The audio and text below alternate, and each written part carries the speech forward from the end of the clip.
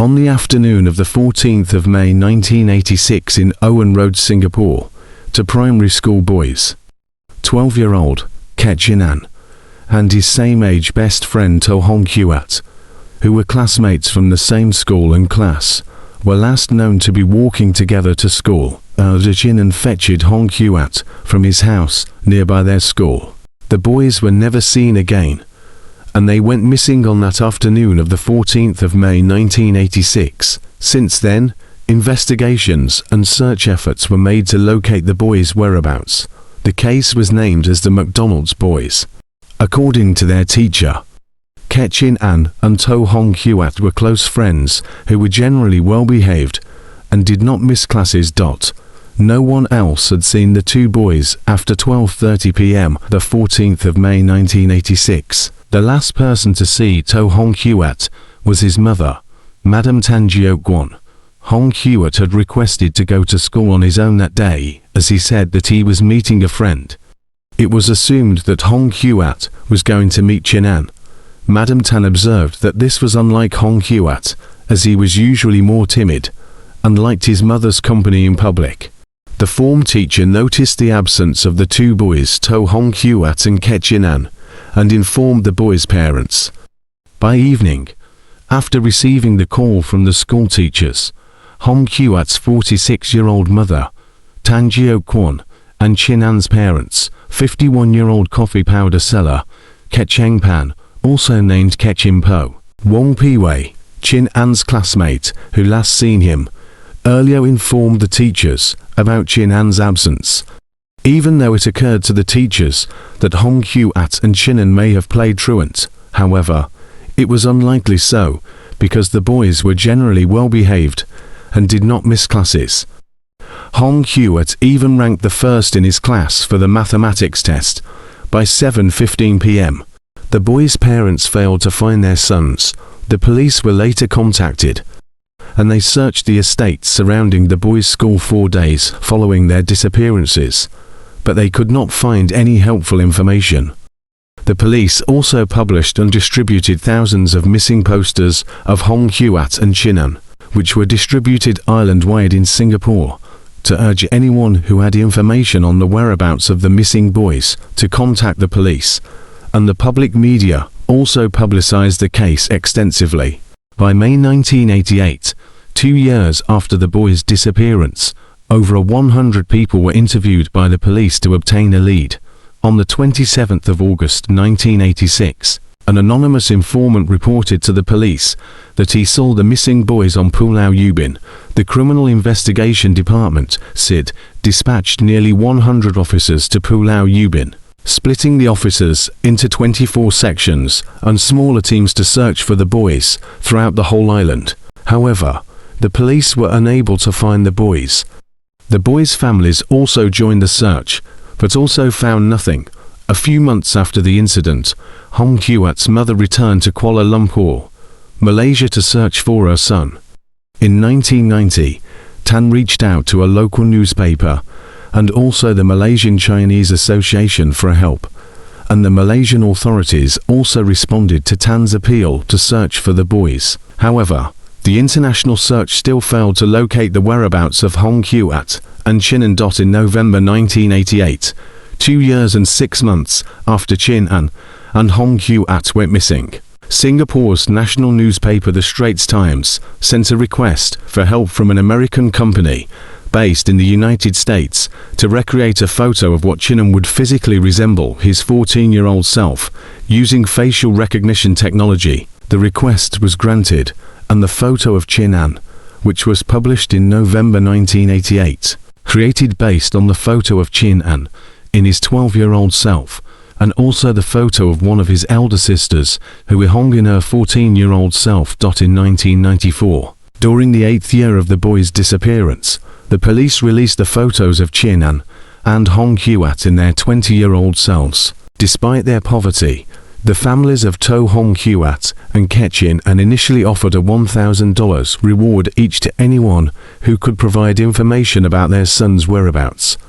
Both families increased the reward to $5,000 in July 1986, which later increased to $20,000 2 months later. The family stated that they had no other options but to raise the reward due to their increasing desperation to get any information about their son's whereabouts.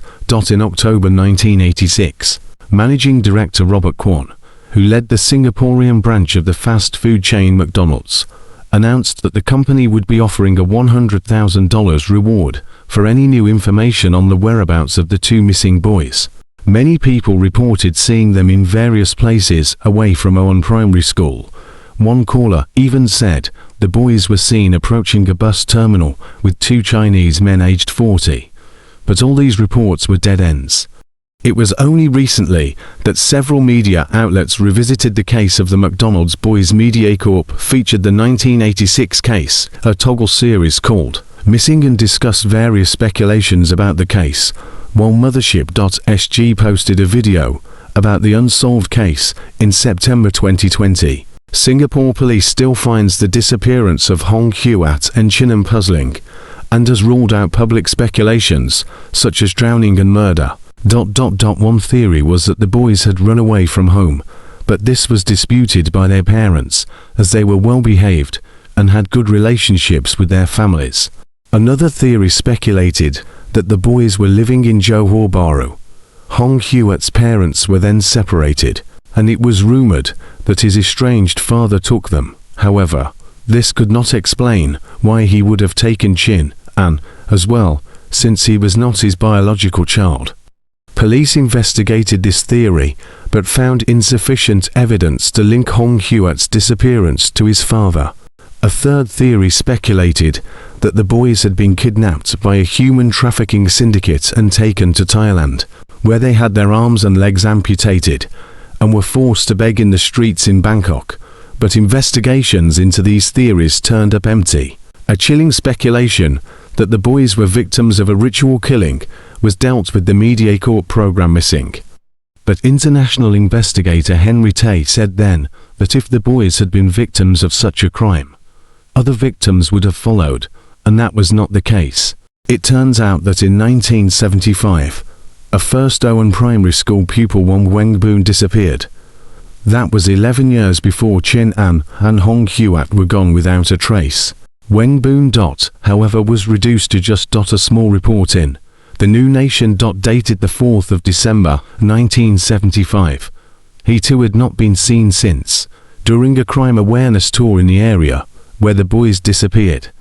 The crime library says members of the public speculated that the disappearances could be the work of a teacher from Owen Primary School, who may have later been transferred to nearby Rangoon Primary School. The schools are not operating anymore, and checks with both the Ministry of Education and Singapore Police Force have been futile. It remains to be seen if this lead will bring results to both cold cases. Hong Huat and Chin were declared legally dead on the 14th of May 1993. Chin An's family moved not long after his disappearance, but his mother returned many times to her old home to wait, hopeful that Chin will return one day. The disappearances of Wengbun, Hong Huat and Chin An continue to baffle investigators and the public till today. Presently, access to social media helps to shed light on cold cases and gives hope to families. Tips are usually received from the public once a case has been shared across social media platforms. The McDonald's boys case grew to become one of Singapore's most mysterious and bizarre missing person cases, together with a few more cases like the 2007 Felicia Teo whaling case, reclassified and confirmed as a murder case in 2020, the 1978 missing social escorts case, and the 1984 missing caretaker case. Throughout the following years, the families of Chin An and Hong Huat continued to hope that the boys were still alive and would return, despite their sadness over the boys' disappearance.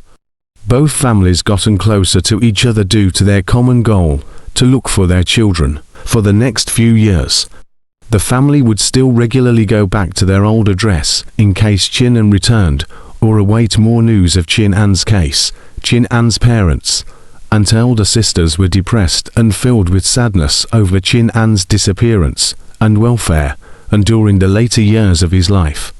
Chin An's father Kecheng Pan suffered from poor health as his concern for his son took a toll on his health. He had a stroke and also dementia during his elderly years.